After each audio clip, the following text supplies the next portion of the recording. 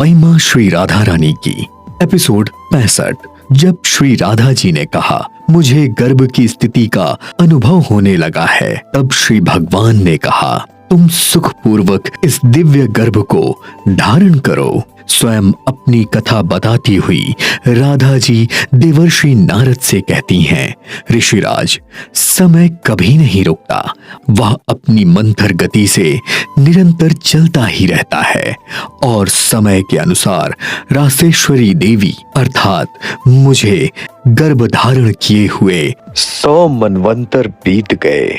तब नारद जी बोले, श्री माता, एक मनवंतर कितने समय का होता है? नारद जी का प्रश्न सुनकर राधा जी हंसकर बोली, एक मनवंतर का समय 4 चतुर्युग के बराबर होता है। एक चतुर्युग का अर्थ 4 युग, सतयुग, द्वापर, त्रेता और कलयुग। इन चारों युगों का समय मिलाकर चतुर्युग बनता है। अर्थात 400 चतुर्युग बीतने पर मैंने करोड़ों सूर्य के समान दिव्य तेज से प्रकाशमान बालक को जन्म दिया। उस बालक में सारे संसार को धारण करने की पूर्ण योग्यता थी। उस बालक को देखकर श्री भगवान ने कहा, देवी, तुम्हारे और मेरे सम्मिलित तेज से उत्पन्न इस बालक का मुखमंडल तो देखो, दिव्य तेज से चमक रहा है, किंतु उस बालक को देखकर राशेश्वरी देवी का मन दुखी हो गया। राधा जी की बात सुनकर देवर्षि नारद को घनघोर आश्चर्य हुआ, परंतु वे चुप रहे। पुनः राधा जी बोली, मेरे अपने गर्भ से उत्पन्न बालक को देखकर मैं दुखी हुई और उसे ब्रह्मांड गोलोक के अथाह जल में छोड़ दिया। राधा जी का कथन सुनकर नारद जी बोले, क्षमा करे माते, आपके इस कार्य के लिए क्या श्री भगवान ने आपको नहीं रोका?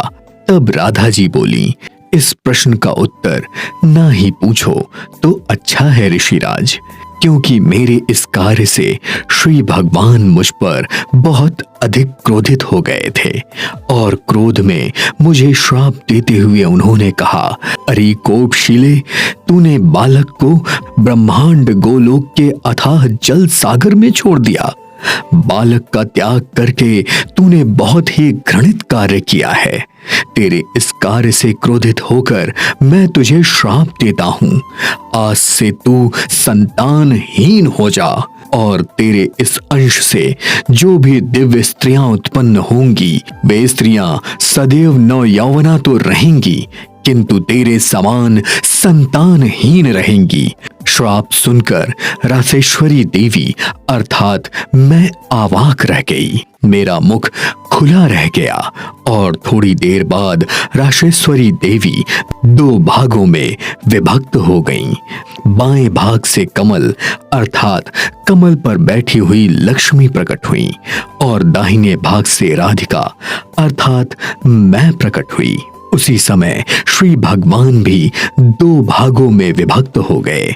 बाएं अंग से 4 भुजा वाले विष्णु जी प्रकट हुए और दाहिने ओर 2 भुजा वाले श्री कृष्ण जी हुए।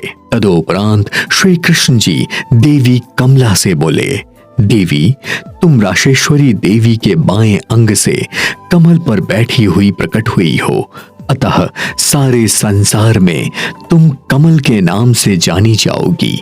संसारी प्राणी तुम्हें लक्ष्मी के नाम से पुकारेंगे। तुम श्री अर्थात धन की अधिष्ठात्री देवी होकर 4 भुजा वाले श्री हरि विष्णु जी की प्रिया बनकर वैकुंठ लोक में पधारो।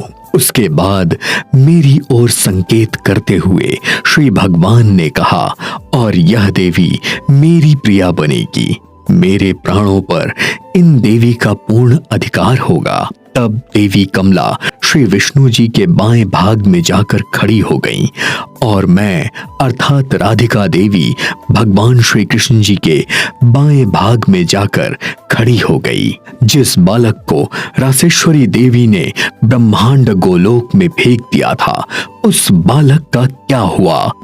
देखिए अगले एपिसोड में धर्म सिनेमा YouTube चैनल पर। देखते रहिए महिमा श्री राधा रानी की 1000 से भी अधिक एपिसोड्स